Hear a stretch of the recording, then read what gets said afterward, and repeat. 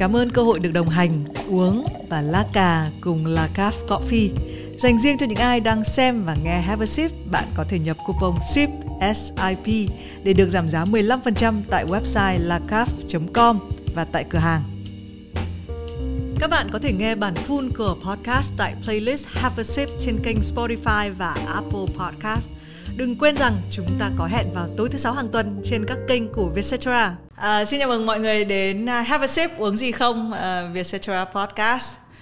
Đây là một chương trình mà Thùy Minh hay phỏng vấn những người nhiều chữ. Những người nhiều chữ đầu tiên thì là những tác giả sách này, đôi khi những rapper hay là những người viết bài hát họ cũng nhiều chữ. Hôm nay thì xin chào mừng các bạn đến với một khách mời cũng nhiều chữ. Đây là chị Thu Hà, tác giả sách hay còn gọi là mẹ Sushi. Thế à, chị không cần chào lại. Chào em hả hay chào ai? Chị chào gì nữa, em nói đùa thôi. Tên là Have a Sip uống gì không, bởi vì bọn em mỗi đều mời khách mời đúng không? Chị có nói là em mời chị hơi sớm. Chị lúc đấy chọn cà phê sữa nóng. Nhưng mà chị đến đây thì chị lại đòi uống nước. Vì sao? Tại vì chị nghĩ hôm nay chị ngồi với em chị nói nhiều thì chị phải uống nước thôi. Chứ còn chị không muốn uống cà phê à? Cũng có nhưng mà chị bị say cà phê. Tức là bình thường chị không phải là người uống cà phê nhiều. Thực ra thì thích uống cà phê nhưng mà mỗi lần uống cà phê thì nó hay bị say ấy. Và chị nhớ là có một lần mà chị uống một cái cà phê xịn thì là xong chị sẽ thức 48 tiếng đồng hồ không ngủ. Thế à? Không, em nghĩ đấy chưa chắc đã cà phê xịn đâu. Cà phê đấy có khi là có chất gì đấy. Chứ còn nếu mà xịn ấy thì nó sẽ nhẹ nhàng thôi. Thực ra cà phê thì như một loại quả ấy mà. Có thể nhưng mà nhẹ nhàng cũng có thể làm cho chị bị tỉnh ngủ. Okay. Tức là khi chị viết thì chị không cần uống cà phê. Không, viết thì thường rất là thích uống cà phê. Tại vì khi uống cà phê rất là tỉnh và thích và nghĩ ra nhiều thứ lắm. Và cảm thấy người mình rất là tràn đầy năng lượng, hạnh phúc, vui vẻ. Nhiều khi có những buổi sáng mà nhức đầu kinh khủng, xong mình nghĩ là bây giờ mình sẽ phải uống một viên thuốc nhức đầu. Xong đó là mình để viên thuốc nhức đầu ra, xong mình uống một ly cà phê và uống xong ly cà phê thì không cần uống viên thuốc nhức đầu. Cũng hay, em phải thử. Thế nhưng mà nếu mà chọn một cái đồ uống mà đại diện nhiều nhất cho tính cách của chị thì có phải là cà phê không hay là cái gì khác ạ? Như em nhá. Chị nhớ sáng nay em có hỏi câu là chị uống cái gì và chị cũng suy nghĩ một chút. Tại vì em cho chị 2 lựa chọn nên chị chọn cà phê. Nhưng mà nếu mà em cho chị khoảng 5-7 lựa chọn thì chị sẽ không biết lựa chọn cái nào. Tại vì chị đang chưa biết là chị kiểu gì đây. Thế là tức là nhưng mà nếu mà 5-7 lựa chọn thì chị thường sẽ thích uống. Khi chị vào một cái quán cà phê thì chị thường gọi gì? Chị sẽ hay gọi theo cái người đi cùng. Thế à? Và đó là một vấn đề của chị. Một vấn đề chị cần phải tập. Tức là không hình dung trước là mình muốn uống gì, hay là không biết mình muốn gì? Không biết mình muốn gì. Và đó là một vấn đề rất là lớn. Ngày xưa thì chị nghĩ mình thật là dễ chịu, tại vì mình có thể theo được tất cả mọi người ấy. Ai uống gì mình theo đó, nhạc nào mình cũng nhảy được, ăn kiểu Bắc cũng được, kiểu Nam cũng được, kiểu Trung cũng được, kiểu Thổ Nhĩ Kỳ, kiểu Italy, kiểu gì cũng được hết. Và mình cảm mình thật là tuyệt vời. Xong tới một khi mà chị phải đối diện với câu hỏi là chị thực sự thích cái gì thì chị không biết. Và bây giờ chị đang phải trả tiền coaching để người ta cùng với chị tìm ra xem là thực sự chị thích cái gì. Khi mà mình đi vào với một người và gọi đồ giống họ thì như chị nói là đúng là mình sẽ rất là dễ chịu.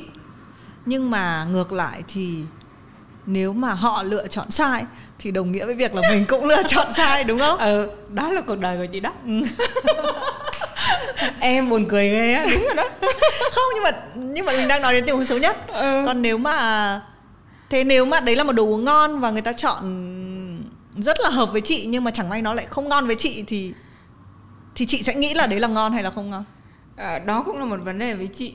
Nếu mà chị quá thích họ thì chị sẽ nghĩ là ngon. Còn nếu mà chị không thích họ mấy thì chị sẽ suy nghĩ. Nhưng mà đó cũng là một vấn đề của chị khi mà ví dụ trong chuyện hôn nhân ấy, lúc đầu là chị yêu người ta, rất là yêu người ta. Xong rồi sau đó chị theo tất cả những thứ người ta chọn. Và đầu tiên chị cảm thấy rất là hạnh phúc. Nhưng mà sau khi một thời gian sau chị thấy hóa ra những thứ đó chả phải mình. Thế là chị vỡ mộng. Thôi hôm nay em cho chị 2 lựa chọn rất an toàn. Một là cà phê sữa, nó sẽ không nặng quá. 2 là nước lọc. Nói nhiều quá thì uống nước thì em nghĩ là bao giờ cũng khá là an toàn. Còn em thì trông thế em cũng đơn giản hơn nhiều người khác rất là nhiều. Em uống cà phê đen. Chỉ có 2 sự lựa chọn là nóng hoặc lạnh thôi. Em đã uống một ly nóng buổi sáng rồi, nhưng mà bây giờ thì em uống lạnh. Em cũng đơn giản như vậy. Và người ta gọi gì thì em vẫn gọi cà phê của em. Nhưng chị có thấy đúng là mình mới nói chuyện một xíu thôi, nhưng mà cái việc là lựa chọn đồ uống nói rất là nhiều về bản thân mình không? Đúng. Và chị vẫn nhớ là một trong những cái bài toán đầu tiên khi mà chị được học về cách là để yêu bản thân ấy, thì một trong những bài tập đầu tiên ấy là Coach giao cho chị là chị sẽ phải tự chọn thực đơn, tự cầm menu và chọn thực đơn khi mà chị đi ăn. Tại vì lâu nay chị có một cái câu kinh điển mà mọi người rất là ghét, đó là ăn gì cũng được ấy. Và ví dụ cái Trang U nó hỏi chị ăn gì, mình sẽ bảo ăn gì cũng được, xong nó bảo là gà nhá, không gà đâu, bò nhá, không, hôm qua vừa ăn bò. Thế heo được không? Heo hả? Chán nhở. Kiểu vậy á. Xong nó bảo vậy rốt cục muốn gì? Xong chị bảo nhờ rốt cục mình muốn gì. Tức là nó lại có một vấn đề nữa. Tức là ngoài việc là chị không chịu tự chọn, nhưng mà khi người khác chọn thì lại còn chim lợn, đúng không? Tức là đúng rồi. Tại vì mình không biết đích xác mình thích cái gì không, cho nên mọi người chọn thì mình cứ thấy là chưa vừa hẳn. Nó không hẳn là vừa, nó không đã lắm. Ok, vừa vào đã thấy một vấn đề rồi. Nhưng dù sao quay về ngày hôm nay thì em đã chọn đồ uống cho chị. Đúng rồi, không? Rất là dễ. Cảm ơn em. Quay về cái việc là sách ấy, cái câu hỏi này em hay hỏi, và em nghĩ là với các tác giả sách thì không biết là nó có quan trọng hay không. Nhưng nếu chị hình dung ngày mai nhá, chị lên một hoang đảo và không biết ngày trở về, thì chị được mang một cuốn sách đi theo cùng mình, thì đấy sẽ là cuốn gì? Có thể là một cái cuốn sách mà ở trên đó bao nhiêu lâu? Không biết đường về. Không biết ngày về. Nếu không biết ngày về thì cần gì, thì một cuốn hay 2 cuốn thì nó cũng thế. Nhưng mà chị cũng có một cuốn mà chị đang dự tính là chị sẽ đọc lại, là cuốn Nhà giả Kim ấy. Chị mới đọc một lần, mới đọc lướt thì chị cũng hơi thích. Chị cũng hơi thích, và chị định là có thể mình đọc lại lần nữa thì mình sẽ thấy nó hay hơn. Nhưng mà mình chưa đọc lại. Và đấy là thế chị lựa chọn cũng nhanh đấy chứ. Tại vì cái đó nằm trong kế hoạch của chị đang định đọc lại mà mãi chị vẫn chưa đọc lại được. Thì chứng tỏ khả năng lựa chọn của chị vẫn có, chỉ là đó là một món nợ. Okay. Mình nợ mình chưa làm ấy. Nhưng tại sao cái cuốn đấy lại quan trọng với chị? Nó có giúp gì? Thực ra em bị một cái tật, thì mình không biết là cái tật này khán giả có chia sẻ được không. Đấy là cứ sách nào mà rất là nhiều người đọc ấy đó thì mình lại không đọc đó. Phim nào mà nhiều người xem thì mình lại không xem đó. Chắc mình bị ái kỷ, tức là mình nghĩ là mình không. Thực ra chị cũng vậy, chị cũng hơi băn khoăn khi mà chị chọn cuốn đấy, chị cũng hơi băn khoăn và cũng không sao cả. Đứa bạn thân nhất của chị rất ghét cuốn đó. Nhưng mà thôi kệ nó. Cái lúc đó chị đang thích nó. Bây giờ có thể đọc lại mình không thích nữa, mình không biết. Nhưng mà cái lúc đó, cách đây mấy năm nhỉ? Hình như khoảng 5 năm chị đọc thì chị thích. Nhưng mà chị thích vì là đơn giản là đấy là một cuốn sách hấp dẫn. Không, trong đó có một chi tiết là có một thằng đọc rất nhiều sách và một thằng không đọc sách mấy. Thì cái lúc đó chị thích thằng không đọc sách mấy hơn là cái thằng đọc nhiều sách. Ok. Chị nhớ có chi tiết đó. Và là giống chị hay gì? Hay như nào? Tại sao cái thằng đấy lại quan trọng? Nhân vật đấy lại quan trọng? Nó giống với một quãng đời của chị ấy. Tức là ngày xưa chị rất thích đọc sách và chị rất tôn trọng những người thích đọc sách. Chị rất thần tượng những người đọc nhiều sách. Xong tự nhiên đến một lúc tự nhiên mình hơi bị sụp đổ. Mình thích những người trải nghiệm thật hơn. Đúng cái khoảnh khắc đó. Đấy. Cho nên là chị thích cái đoạn đó trong cái chuyện đó. Nhưng bây giờ khi mà xem lại ấy, thì chị thấy nếu mà đặt trong cái chuyện, trong bối cảnh Việt Nam nói chung ấy, thì nói chung những người đọc sách thì vẫn có ưu thế hơn những người đọc sách. Đúng rồi. Thôi mình nói toẹt ra là về gu đàn ông đi nhá. Đấy là em vẫn là người thích những người đọc sách. Có thể cái trải nghiệm của em về việc là một số người đọc nhiều sách nhưng mà lại ý là không có trải nghiệm thật cuộc đời gì, chỉ ngồi đọc sách, đúng không? Có những người sẽ như vậy đúng không chị? Không, cái đợt đó là chị có vẻ hình như là chị bị hơi thất vọng với 2 người đọc rất nhiều sách, và lúc nào họ cũng lôi cái chuyện họ đọc rất nhiều sách ra. và đứng bên cạnh họ thì mình thấy mình thật là nhỏ bé, thật là tầm thường, thật là xấu xí ấy. Và mình không thích cái cảm giác đó. Và xong đó là mình ghét những người đọc quá nhiều sách và coi thường những người không đọc sách. Nhưng chị có phải là người, chị nói là chị đã từng là một người rất là hay đọc sách. Chị hay đọc sách gì ạ? Tại vì chị là ngày xưa đó giống như đồ uống á, có gì đọc nấy. Tại vì ngày xưa chị ở một vùng quê mà cái vùng quê đó không có nhà sách, và chỉ có một cái thư viện nhỏ, và cái thư viện đó thì là chọn sách theo gu của ông bí thư huyện. Thế cho nên là trong đó có gì thì chị đọc nấy. Cũng chẳng có gì nhiều mấy để lựa chọn, cho nên có gì đọc nấy. Nhưng chị có nhớ cuốn sách đầu tiên mà chị đọc không? Liệu mọi người có hay nhớ cái này không nhỉ? Không nhớ cuốn sách đầu tiên. Nếu mà theo đầu tiên chắc thư thì chắc là tập đọc lớp 1. Không, nhưng mà cái đấy nó và có những bài thơ chị vẫn còn nhớ. Đâu chị đọc xem nào. Ví dụ như là hôm nay trời nắng chang chang, mẹ con đi học chẳng mang thứ gì, chỉ mang một mẩu bút chì và mang một cái bánh mì con đúng không? Trời dễ thương.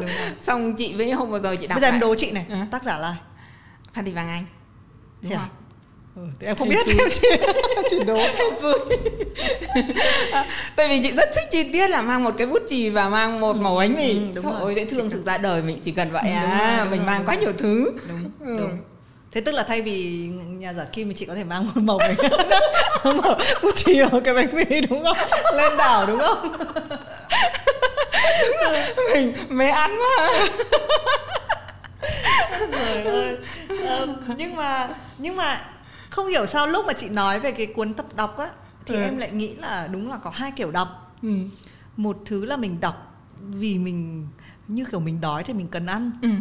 Còn một kiểu đọc là khi mình đọc những thứ xa xỉ hơn, những thứ mà mang lại cảm giác vui vẻ. Nó giống như là ăn một loại bánh ngọt ấy. Tại mình không đói nhưng mà thỉnh thoảng mình vẫn có cái cảm giác là mình thèm ăn một cái bánh ngọt chẳng hạn. Đấy, thì em cảm giác như là cái việc đọc theo kiểu ăn đói để ăn á, thì nó đương nhiên cái việc học như học cần phải đọc sách, cần phải đọc một số tài liệu này, hay là đọc một số các cái sách tập đọc này, đúng không? Nhưng mà em đang nói về cái việc ăn bánh ngọt ấy, cái đọc đấy thì chị có nhớ là cái cuốn sách mà theo kiểu đọc đấy không? Đọc bởi vì mình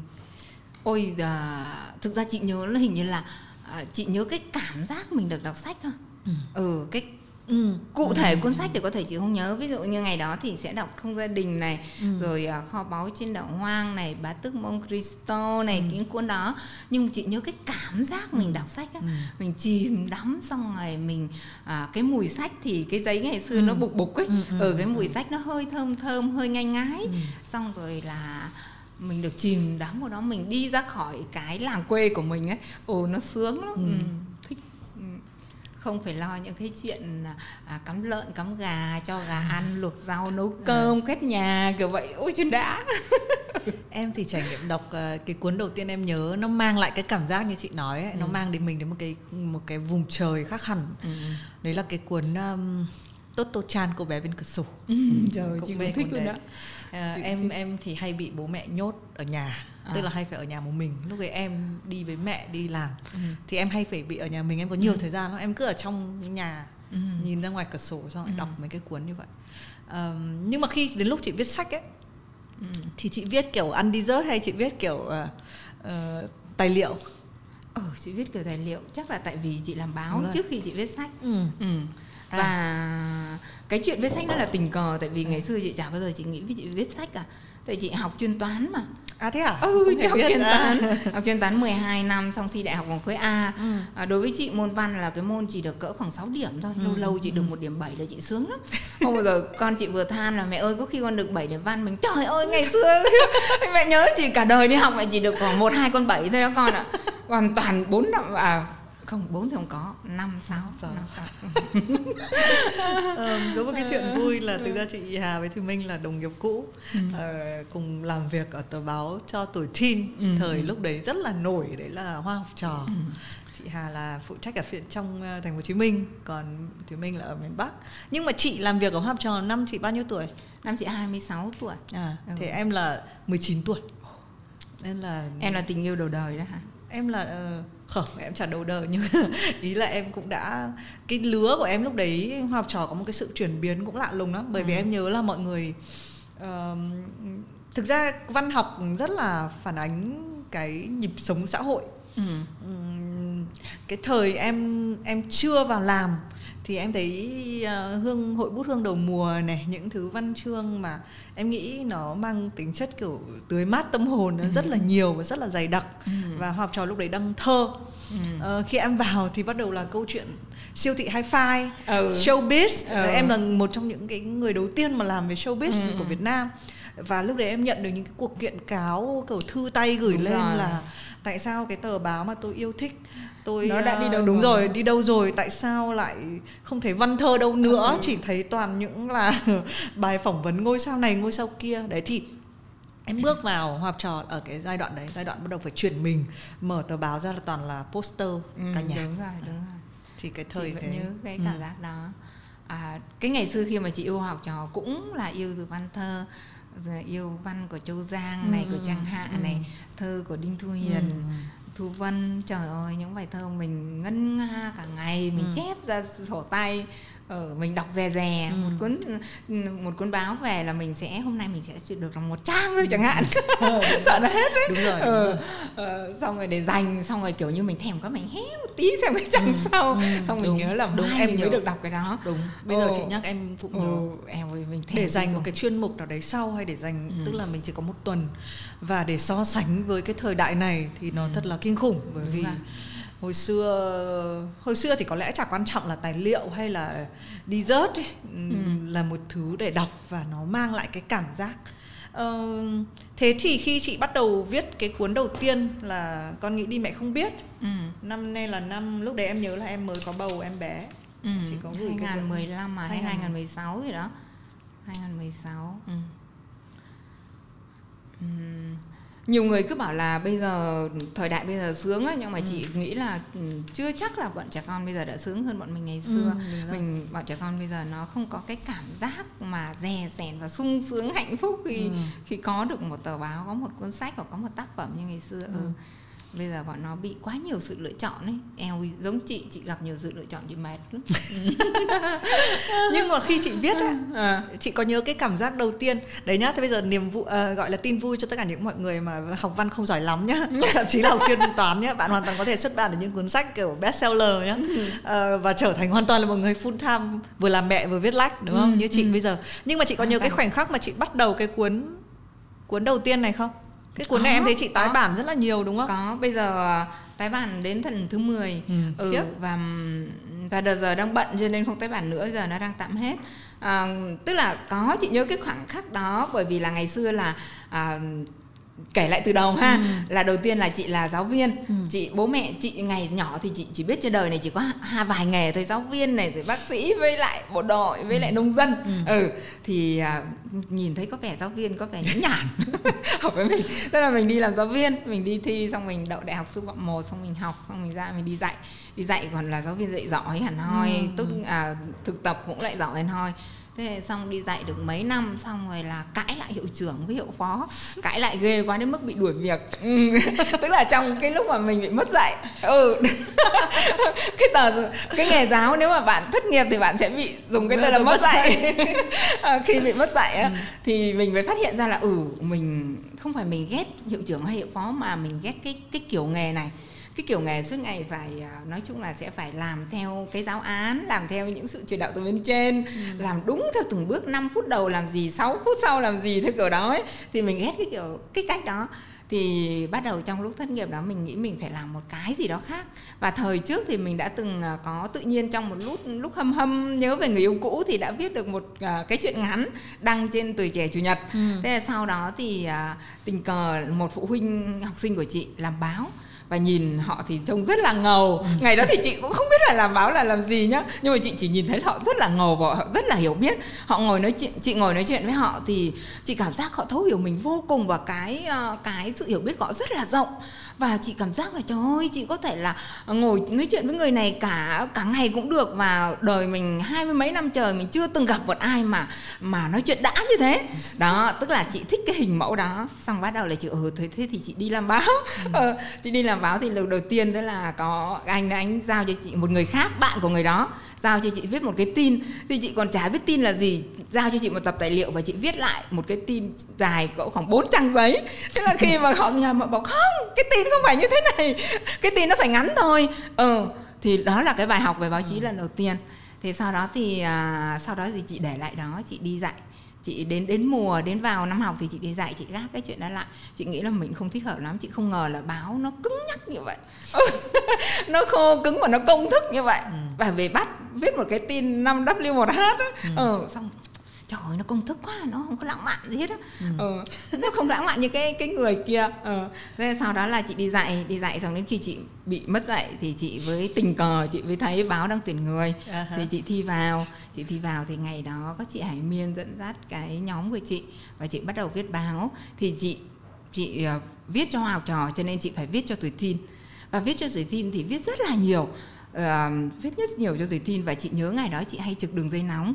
Thì khi mà có rất nhiều những cuộc gọi đến này, nào là bị bạo lực học đường này, nào bị lạm dụng tình dục, nào là đánh nhau này, nào là bỏ nhà ra đi này, rồi ăn trộm ăn cắp này, rồi rất là nhiều chuyện, rồi thầy cô đánh, rồi hiểu nhầm bạn bè, rồi bị cô lập, bị kỳ thị, tức là nhiều chuyện lắm. Và hầu như các chuyện thì chị nếu có sức hoặc là phóng viên của chị vẫn tới để can thiệp. Và cũng có những lần giải cứu được thành công.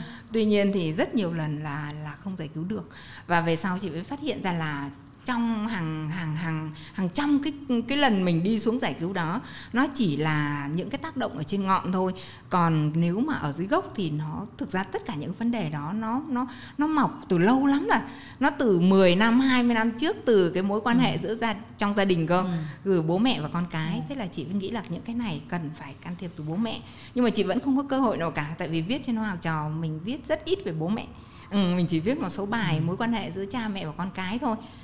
Thế xong đó rồi tình cờ thì chị ngứa miệng á, chị thích viết những cái đề tài đó mà nó không viết được ở trên báo, thì chị mới bắt đầu viết trên Facebook của chị. Ngày đó Facebook của chị cũng rất là hẻo, chắc là một năm chị đăng được vài bài. Thì khi đó chị bức xúc quá, có một vài chuyện chị bức xúc quá, chị mới viết trên Facebook. Thì bạn chị mới đọc được và đăng lên trên tờ báo A Family, rồi tờ Lửa Ấm rồi các thứ. Em biết rồi đó đúng không? Đúng rồi. Đó là một cái duyên. Xong dần dần chị được khen. Sau đó chị được khen, và được khen thì khoái. Thế là cứ lúc nào rảnh, thời gian rảnh là lại viết lên Facebook, lại viết trên Facebook về những đề tài mà không đăng được trong Hoa Học Trò. Những chuyện lặt vặt của nhà chị thì chị viết lên Facebook. Xong rồi dần dần nó nhiều lên và mọi người đề nghị làm thành một cuốn sách. Thì chị tập hợp lại và chị viết thêm, xong nó thành cuốn sách. Nó tình cờ vậy thôi á. Chứ lúc đầu không tưởng tượng cả. Viết thêm một cái là sau đó cái đợt đó là chị vẫn ngại khi mà ra một cuốn sách. Chị nghĩ ôi cuốn sách thì phải là một nhà văn cơ, mà chắc là một ông tóc bạc, xong rồi là trông da mồi tóc bạc, xong rồi hút thuốc lào rồi này kia cơ. Trong đầu chị tưởng tượng nó như thế. Thế là nhưng mà anh Luận á có nói là nếu em có một cuốn sách em sẽ có một món quà cho bố mẹ. Mà ngày đó thì chị cũng thích tặng bố mẹ một cái gì đó để cho bố mẹ cũng hài lòng về mình ấy. Thế là làm. Thực ra đúng là một người viết khi mà có một cái cuốn sách ở trong tay nó thay đổi rất là nhiều thứ. Em nhớ chính là chị Phương Mai là tiến sĩ Phương Mai là người cũng là làm trong báo Hoa Học Trò mà ngay trước chị em mình đó. Thì chị Mai có nói một câu là cái cuốn sách nó sẽ mở ra, nó không chỉ là một cái tập hợp của rất là nhiều cái con chữ mà đã viết trong nhiều năm đâu, mà nó sẽ có tấm có miếng ấy, nó sẽ mở ra một loạt những cái việc khác mới nữa. Tức là lúc ấy chị chỉ nói với em rất là úp mở mà kiểu giống kiểu đúng kiểu em nghĩ đi chị không biết ấy, kiểu em muốn nghĩ gì thì nghĩ ở đấy. Nhưng mà đúng là nó có tại vì chị thì không có hình xăm đúng không? Nhưng em thì có hình xăm. Em thấy cái việc mà ra một cái cuốn sách đầu tiên nó hơi giống với việc là mình có một cái hình xăm đầu tiên. Giống cái việc là mình nghĩ về một cái việc gì đấy rất là lâu, nhưng mình chưa bao giờ thực sự nắm được nó trong tay cho đến khi mình có được nó. Và khi mình có được nó rồi thì mình nhìn lại nó, mình thấy nó giống như đi qua một cái vách ấy, là mình nhìn thấy đi qua rồi, và nếu mà mình nhìn thấy những cái vách tiếp theo thì mình sẽ đi được tiếp nữa. Đấy, tức là nó giống như là một lần mình làm được rồi thì từ bây giờ mình sẽ làm được nhiều lần nữa. Thì cái việc viết những cái cuốn sách tiếp theo của chị nó có như vậy không? Nó có không? Nó ngược lại. Chị em ngược nhau ghê. Không, em cũng thế, em mới viết được 2 cuốn. Tức là sau khi mà chị làm cái cuốn Con Nghĩ Đi Mẹ Không Biết thì ngày đó thứ nhất là chị chỉ nghĩ là tập hợp những cái mình ngứa miệng lại để nói cho nó đã thôi, nói thêm cho nó đã thôi. Tức là cái mục đích đó là thỏa mãn cái chuyện nói của chị. Và ngày đó chị nghĩ là ôi nếu mà bạn trong tòa soạn ấy nói là nếu chị in sách chị sẽ được cỡ khoảng 20 triệu tiền nhuận bút ấy, thì cũng khoái khoái tiền. Và thêm một nữa là có một món quà tặng bố mẹ. Thì thứ nhất là cái chuyện quà tặng bố mẹ thì bố mẹ trước mặt chị thì không hài lòng gì cả. Nhưng mà sau đó thì chị cũng phong thanh nghe tin là có tặng người này người kia, là chị cũng khoái rồi. Tiền thì nó nhiều hơn con số lúc đầu chị được nhận. Mỗi lần tái bản là lại được thêm tiền. Ôi chị khoái lắm, chị không tưởng tượng là được nhiều tiền như thế. Này chị được bao nhiêu tiền vậy? Chị bán được bao nhiêu cuốn vậy?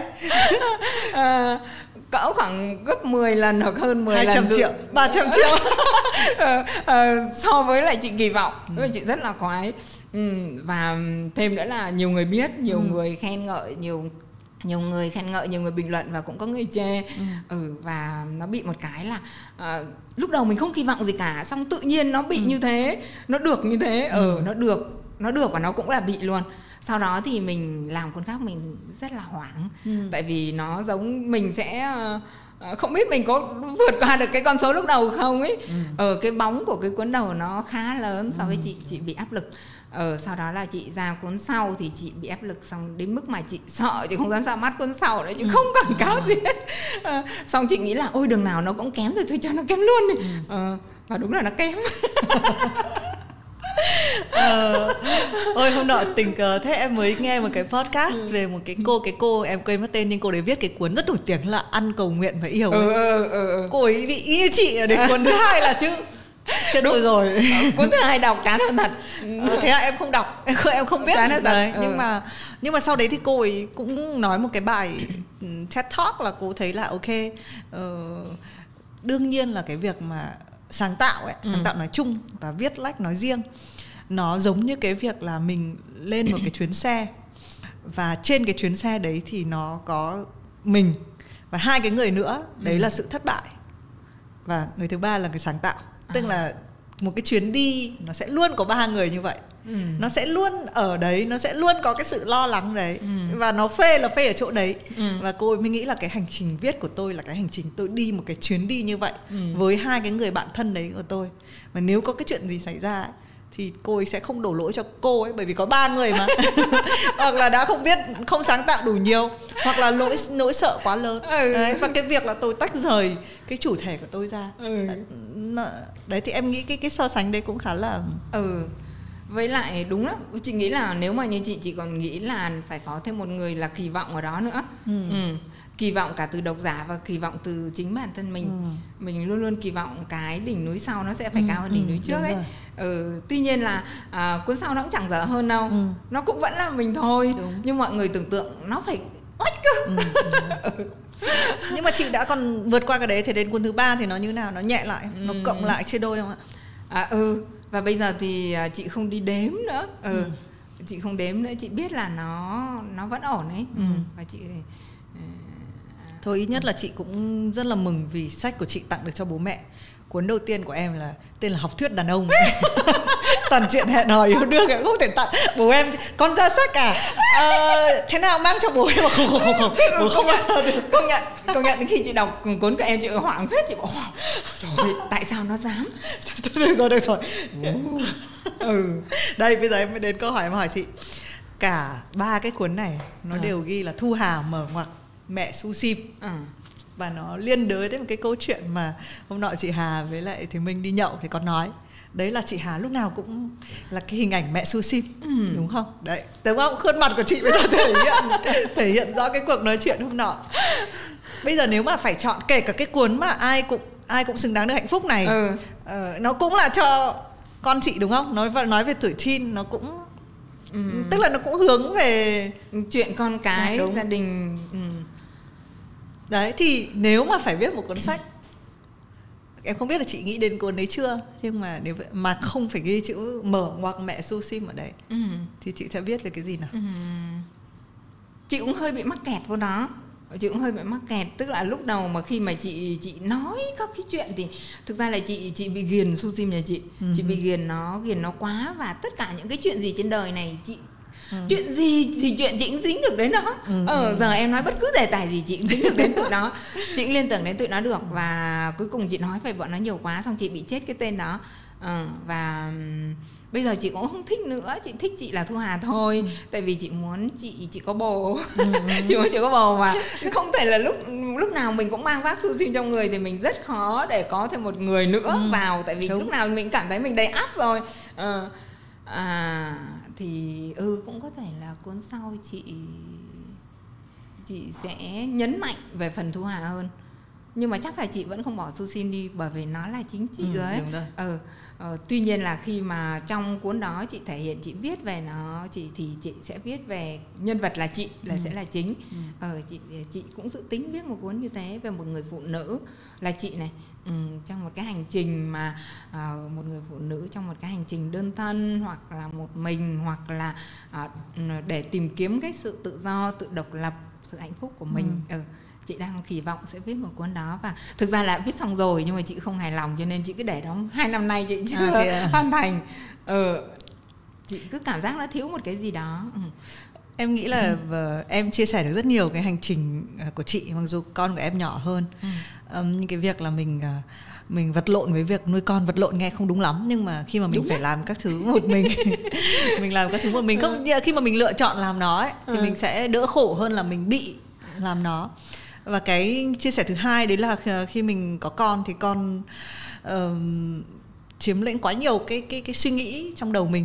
Thời gian có thể là không phải luôn luôn, nhưng mà cái suy nghĩ trong đầu em cũng có những lúc em nói một câu ra thì là các chuyện con, và em cũng sẽ liên đới được con cái vào trong tất cả các việc của mình. Tuy nhiên em có bồ rồi, đúng không? Thì cái câu chuyện bí quyết có bồ của em đấy chính là, thực ra em cũng đã chia sẻ với chị rồi, đấy là em phát hiện ra bồ em ghen với con em. Tức là anh Steven lúc mà mới yêu nhau thì nói rằng là thời gian của em dành cho một cái người đàn ông khác, là thằng Linh ấy, nó nhiều quá, và anh đứng ở đâu trong cái vị trí này. Nên đôi khi em cứ nghĩ rằng là mình sợ rằng là mình không là ai nếu không có con của mình, nhưng hóa ra mình vẫn có thể đứng độc lập, mình vẫn có thể có được tình yêu, mình vẫn có thể cân bằng được cái điều đấy. Thì đấy là cái khoảnh khắc mà em có bồ. Tức là em không nhắc về con của em quá nhiều nữa.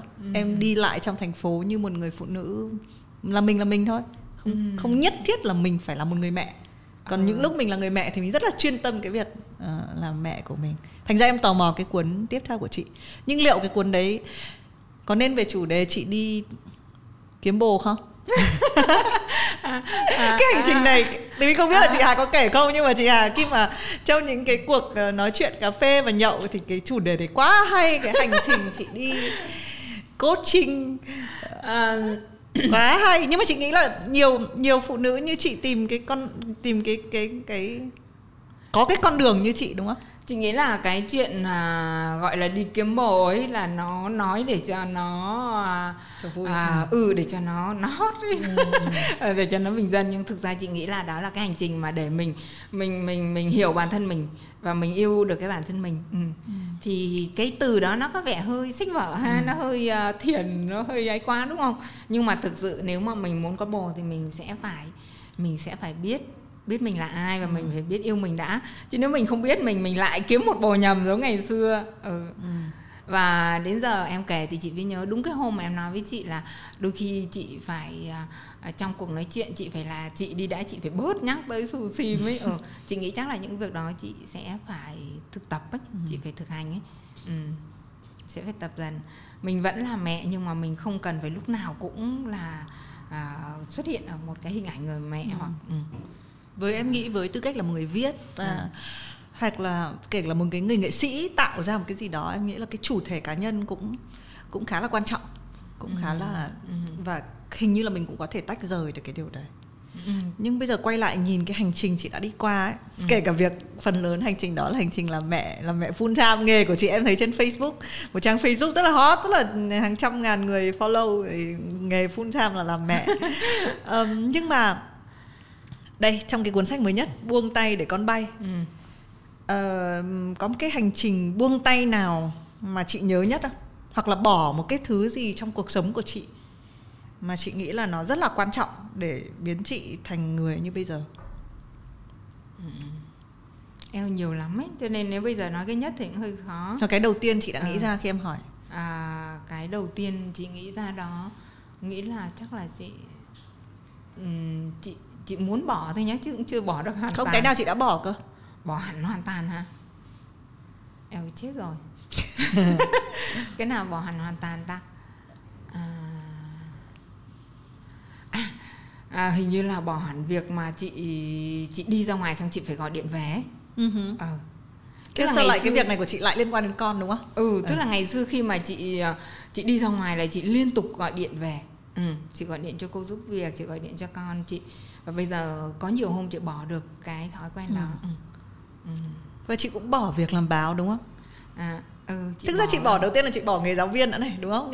Chị bỏ nhiều thứ. Bỏ chồng. Bỏ chồng. Cái đấy, nhưng mà trong mấy cái bỏ giáo viên này, bỏ làm này với bỏ chồng này, cái nào oách nhất ạ? Oách nhất là bỏ chồng.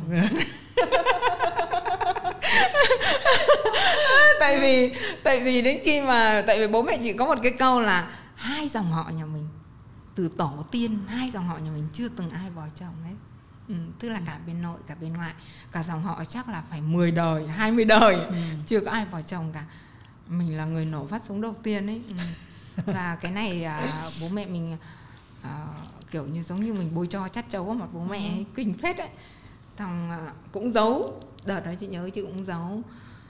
Mà nhất là người chồng này bố mẹ lại không ủng hộ nữa. Bố mẹ đã nói trước rồi là không hợp đâu, nhưng mình cứ đâm đầu vào. Tại vì mình nghĩ là ôi chỉ có mình mới hiểu được được ảnh thôi, bố mẹ không hiểu được ảnh. Thế xong đến khi mình bỏ, mình nhục lắm, mình vừa nhục nhã, mình vừa xấu hổ, mình vừa cảm thấy tội lỗi rất là nhiều. Xong mình không dám nói, xong là không dám về Tết. Chị nhớ là chị vào được này là 9 năm rồi ha. Mà trong 9 năm, ngày xưa là Tết nào chị cũng về hết. Chị vào Sài Gòn hoặc chị đi đâu Tết nào cũng về. Mà 9 năm nay chị mới có dám một lần về Tết. Tức là cách đây khoảng hơn 1 năm, 5 năm trước nữa. Thì cái ngày đó là chị đã qua rất nhiều cái khóa học tâm lý, chữa lành rồi này kia rồi. Chị nghĩ là ôi chị đã chữa lành được hoàn toàn rồi. Chị nghĩ bây giờ mình ổn lắm rồi, mình sẽ về Tết. Ở Tết mình sẽ về. Trong khi đó cuối cùng khi về một cái gặp đối diện với những câu hỏi, những cái chất vấn hoặc những câu hỏi thăm quan tâm á, mình vẫn sốc. Và năm nay không về nữa. Năm nay không về. Vẫn cảm giác là mình cứ tưởng là mình được chữa lành thôi, hóa ra nó vẫn, cái vết thương nó vẫn còn. Cho nên là thôi Tết sẽ không về nữa. Sợ lắm. Về hỏi. Thực ra là những cái người mà những người mà hả hê về cái chuyện mình thất bại á, thì chị lại không sợ những người đó lắm. Kệ hòa ơi thì cũng chẳng sao. Nhưng chị sợ nhất là chị làm đau những người mà họ thương mình ấy. Họ thương mình, họ yêu mình, họ nhìn mình xong họ khóc. Thế nhở, em thấy mọi chuyện thực ra ở Việt Nam mọi người vẫn nặng cái chuyện đấy quá. Còn em nghĩ là hạnh phúc nó là cái câu chuyện mỗi ngày mình sống hạnh phúc, và mỗi năm thì mình gom cái đống hạnh phúc đấy lại, mình như nào nhỉ, mình khoe nó ra. Tại vì tụi em cũng là một người mà cũng không lấy chồng, thế là cũng không bao giờ phải bỏ chồng. Và trong cái cuộc sống của em, có thể vì em đã không nghĩ nhiều, nói không nghĩ nhiều về bố mẹ thì cũng không đúng, nhưng mà em làm mọi thứ và em ít khi nghĩ đến cái việc là mọi người, em hay tự nghĩ là nếu em hạnh phúc ấy thì bố mẹ em sẽ hạnh phúc, thì bố em sẽ không phải lo về em nữa. Còn nếu mà em cứ phải lo trong lòng ấy, thì bố mẹ em lại phải lo cho em nữa. Đấy, thì em hiểu được một cái điều mà chị giờ chị mới đang học để hiểu á. Thôi chị cứ có bầu đi rồi chị sẽ đi chị sẽ đi về Tết. Tức là giờ thì chị cũng mới đang học để hiểu được rằng là khi mình hạnh phúc thì bố mẹ mình sẽ hạnh phúc. Chứ còn ngày xưa thì chị không có hiểu như thế. Và bố mẹ chị làm hai người không hạnh phúc. bố mẹ chị rất là mâu thuẫn với nhau và bố mẹ chị không hạnh phúc. Thì chị nhìn thấy từ cái ngày chị đẻ ra, chị đã nhìn thấy điều đó rồi. Và chị luôn luôn muốn mình sẽ làm bố mẹ mình hạnh phúc. Nhưng em nghĩ bây giờ sẽ giống như cái việc là chị mà hạnh phúc mà chị đi ra khỏi nhà, chị không phải gọi điện về thì su sim nó cũng rất là vui, đúng không? Đúng, bây giờ thì hiểu được cái điều đó. Nhưng mà đối với bố mẹ thì mình vẫn chưa thực sự là rõ ràng được cái điều đó. Mình ở đâu đó trong người mình vẫn có một cái vẫn rất là mong. Sắp Tết nữa nên đâm ra là mình sẽ hơi xúc động hơn.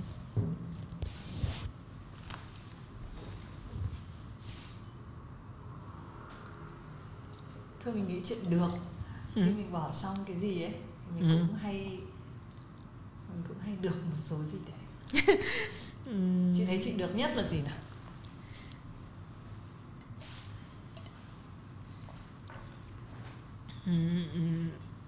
Chị nghĩ là chị viết sách xong là lúc chị đã sống một mình nuôi con rồi, đúng không? Lúc chị viết sách.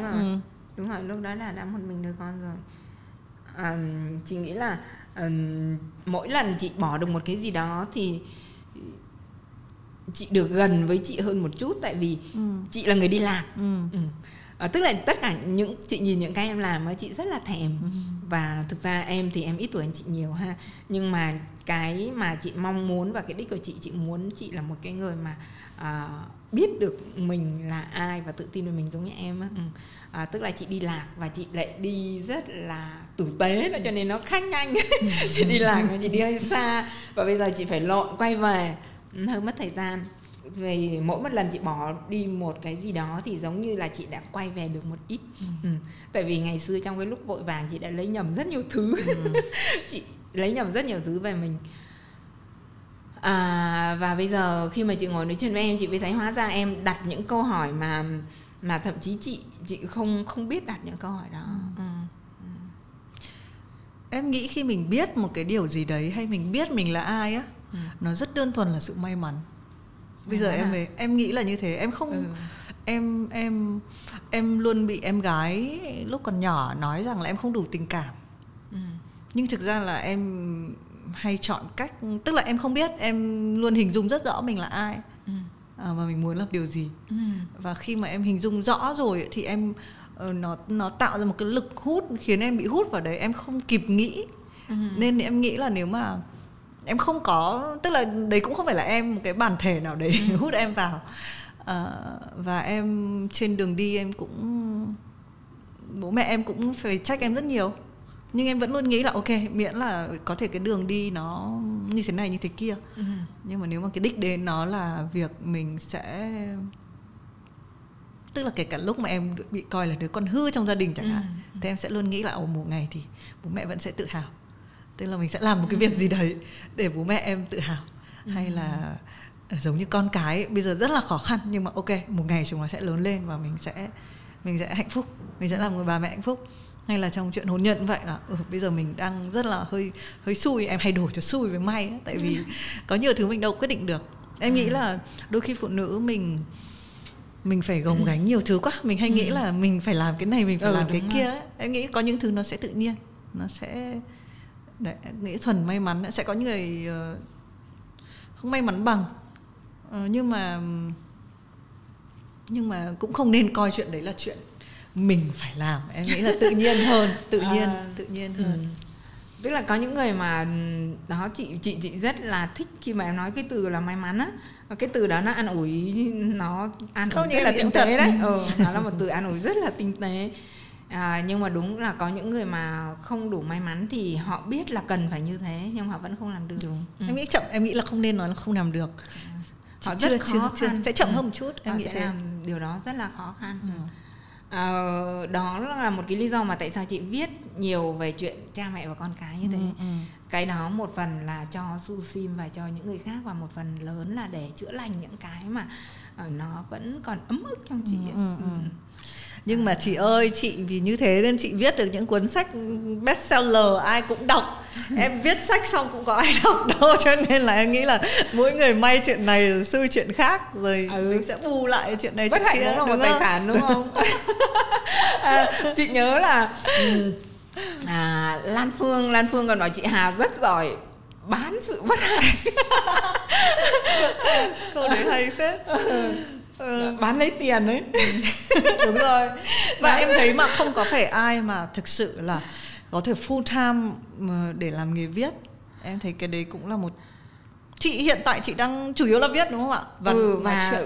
Và sau khi em nói câu này thì có khi bây giờ chị đang ở trong cái giai đoạn là chị bắt đầu chán viết rồi ấy. Đó là chị rất là thích, ví dụ bây giờ mình nói như này thì chị đã thích hơn là chị ngồi viết. Chị cũng đã làm nó 20 mấy năm rồi thì chán cũng là được rồi đúng không? Được rồi. Thế chị có kế hoạch không? Chưa. Sách thì đang giấu là... này, podcast thu thì cả một năm rồi chưa phát ra, chưa dám nghe lại này. Rồi clip cũng làm rồi mà chưa có đăng lên.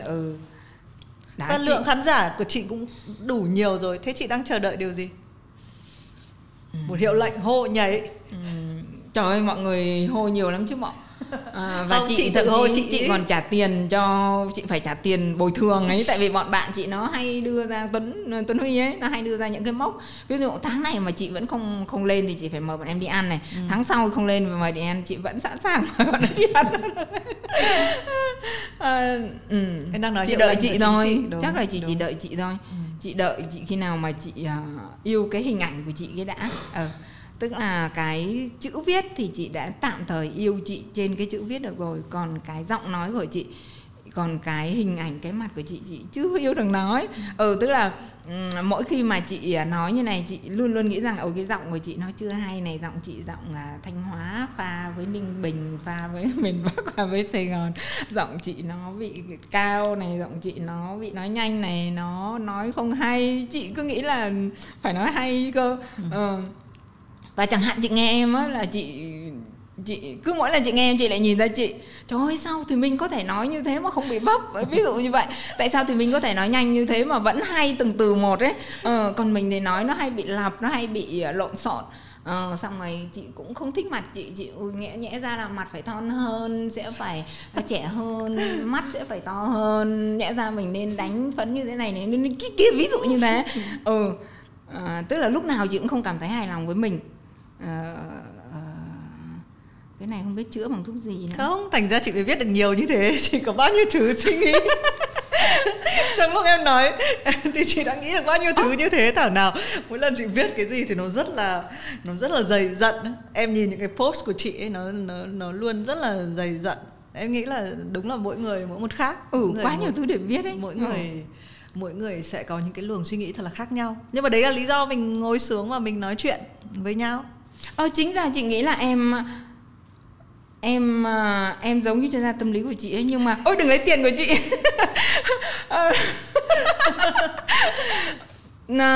Chị trả tiền cho các chuyên gia để họ cũng giống như em ấy, và họ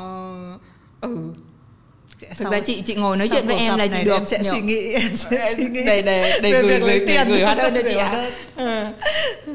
Thôi, nhưng em nghĩ là đôi khi kể cả cái podcast này em cũng chọn cách là mình cứ nói chuyện, em không hề cắt dựng lại như tất cả những cái show mà em đã làm thời gian trước. Vì em nghĩ là nó là một cái cuộc, gọi nó là chuyên gia tâm lý trò chuyện cũng được, gọi nó là người viết chia sẻ về những cuốn sách và cách viết của mình cũng được. Em nghĩ ai cũng có một cái tâm tư, nhất là mình đang ở cái thời điểm mà đầu năm mới, cái thời điểm phải phát cái này là đầu năm 2021. Ai cũng trải qua một cái năm mà nó có quá nhiều những nghĩ suy, cho nên mình cứ ngồi mình nói chuyện với nhau thôi. Và chị còn muốn nói nhiều nữa không? Để em còn có chứ, viết hóa đơn thêm đâu. Thực ra là chị ngồi nói chuyện với em lúc nào cũng nói được nhiều á. Trong khi đó trước khi tới thì chị rất là muốn em cancel. Chị mong em cancel kinh khủng. Em mà chị nghe đang làm cái gì đó, chị nghe tít tít một cái, chị vồ đến điện thoại xem rồi thì mình cứ bảo chị ơi em bận rồi cái gì đó, thì chị sướng lắm. Tại vì chị rất ngại khi mà tự nhiên là chị không biết được, nhưng mà khi mà trước khi gặp hẹn với em chị vẫn hơi ngại. Đối với những người khác chị cũng ngại rồi, nhưng mà em chị còn ngại hơn một xíu nữa. Chị cứ cảm giác là kiểu em sẽ giống như bác sĩ phẫu thuật ấy. Em sẽ lột chân chị ra, rồi những cái vết thương mà chị muốn giấu đi thì em sẽ nhìn thấy hết, xong em sẽ nói những câu mà làm cho mình sẽ suy nghĩ đó. Thế xong rồi 45 chị vừa phút thích vừa em, rồi. chị vừa ghét em. Thế xong rồi 45 phút vừa qua như nào ạ? Quan trọng là đã 45 phút rồi hả? Đúng rồi. Mấy phút? 45 phút. Vậy hả? Kinh nhỉ? Em nói nhiều nhỉ? Không, em rất là quan tâm đến cái việc viết lách của chị. Em luôn nhìn chị như một người viết chạm vào rất là nhiều trái tim. Em luôn nghĩ chị là một bà mẹ mẫu mực. Em đang nói thật. Chị công việc của chị đi. Không, mẫu mực theo dễ thương đi. Hay một bà mẹ xinh đẹp. Một bà mẹ xinh đẹp. Một bà mẹ cũng phải lố. Và em không thể chờ được đến cái lúc mà con em lớn bằng tuổi con chị. Bởi vì em biết là cái hành trình chị là một người đã đi dò mìn và đi trước rồi. Còn mọi người sẽ đi sau. Nhưng hơn hết em nghĩ là chị là một người viết cái tính nữ nó rất là đậm. Cái tính xúc cảm nó cũng rất là nhiều.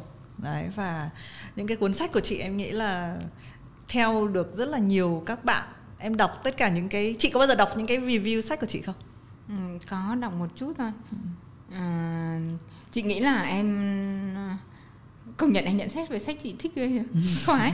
Nhưng mà em biết không, chị nghĩ là cái ưu điểm của chị ấy, để khi mà có được những cái mà em nói để chạm tới được nhiều người, đó là tại vì chị cũng không giỏi mấy. Chị là một người xuất phát điểm cũng thấp đó, điểm toàn 5-6. Xong cũng chả có thành tựu gì, học hành thì cũng không phải là tiến sĩ, cũng chẳng phải giáo sư, tức là, và chị cũng không rất mạnh mẽ. Chị không mạnh mẽ, chị là một người mà nhút nhát này, sợ hãi, một người rất là hướng nội. Bây giờ chị mới phát hiện chị rất hướng nội. Chị không phải là một người tự do. Trong sách lúc nào chị cũng viết là để con tự lập và mẹ tự do. Thì cái hành trình chị không phải là một người tự do bẩm sinh. Chị là một người mà bị rất nhiều ràng buộc, rất là nhiều lo lắng, rất nhiều sợ hãi, và khá là kém. Chính vì thế cho nên là một người như thế, cho nên chị hiểu được những người như thế. Cho nên là chị hiểu được là tại sao có những phụ nữ mà muốn làm mà không làm được. Tại sao có những phụ nữ mà thậm chí đã bị chồng đánh, đã bị người yêu đánh mà không bỏ được. Tại sao có những người muốn cãi lại một cái gì đó, một người ức hiếp mình mà không cãi được. Tại sao mình lại có những người bị bắt nạt. Tại sao có những người mà cứ bị lo lắng, rồi cứ bị trăn trở, cứ bị ám ảnh. Chị hiểu được tất cả những điều đó. Rồi chị đã từng là người trầm cảm, đã người stress, đã người mất ngủ, đã là người sợ hãi dư luận. Chị rất sợ hãi dư luận.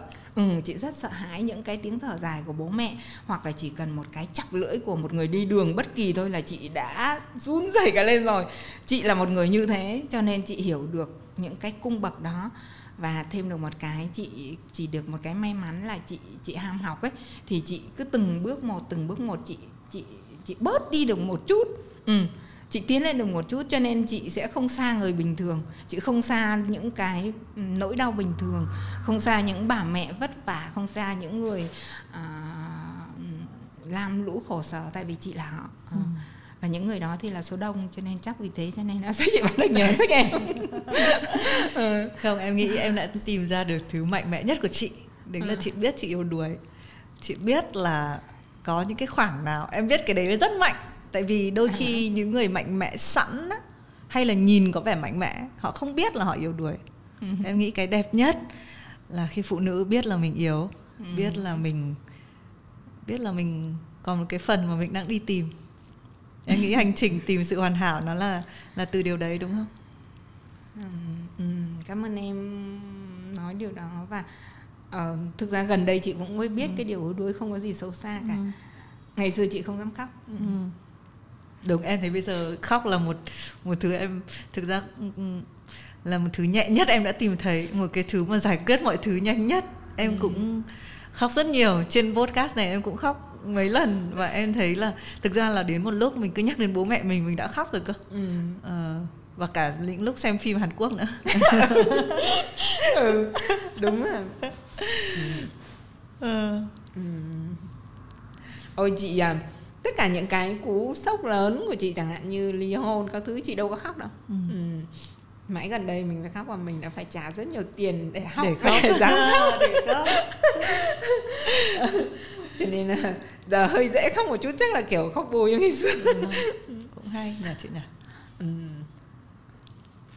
Hết giờ chưa? Đừng, em nghĩ podcast mình sẽ kết thúc ở đây. Câu trả lời cho những ai mà đang hỏi xem là sách chị Hà bao giờ ra, thì bao giờ chị Hà khóc xong. Chị Hà maybe là có bồ xong. Nhưng mà chắc chắn sẽ ra, vì chị đã viết rồi. Em thấy chị cũng là một người làm việc rất chăm chỉ, đúng không? Chị cũng đã làm, chị viết liên tục, mặc dù chị nói chị chán việc viết. Em nghĩ là khán giả thì biết tìm chị ở đâu, độc giả biết tìm chị ở đâu, và ít nhất thì họ cũng sẽ chắc rằng là nếu mà khi nào chị thấy đủ và chị muốn ra thì chị sẽ có sách ra. Thôi, chúc cho chị ra sách sớm. Chị chúc chị là chị biết tìm mình ở đâu. Chúc chị, em chỉ chúc chị đây, đoạn đầu và những đoạn cuối vào quán biết gọi gì. Thế là em nghĩ là đến cái lúc đấy là mình có thể làm với nhau một podcast nữa. Và mình có thể dõng dạc nói là mình uống cốc gì. Và lúc đấy mình sẽ nói những chuyện khác nữa. Cảm ơn chị đã đến với podcast ngày hôm nay. Cảm ơn Thì mình khán giả, độc giả của chị Hà đã theo dõi mọi người.